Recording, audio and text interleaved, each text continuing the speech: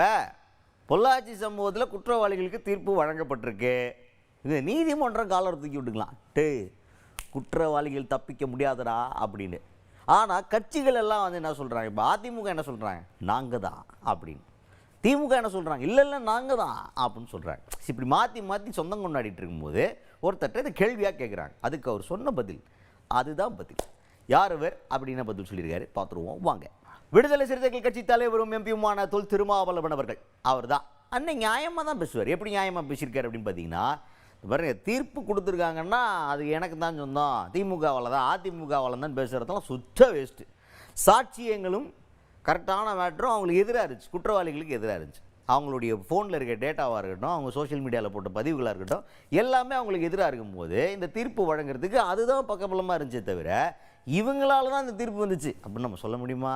சொந்தம் கொண்டாடுற நேரமாக இது?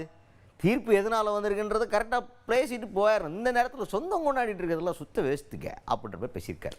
இதில் திமுக அதிமுக அல்லது விசிக என்று உரிமை கோருவதிலே எந்த நியாயமும் இல்லை.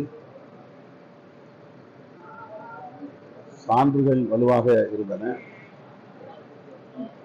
குறிப்பாக செல்போன்கள் மற்றும் இதர சமூக வலைத்தளங்களில் அவர்கள் பதிவு செய்த தடயங்கள் இந்த தண்டனைக்கு ஆதாரங்களாக இருந்தன. ஆகவே அவர்களால் தப்பிக்க இயலவில்லை. அதிலிருந்து அவர்களால்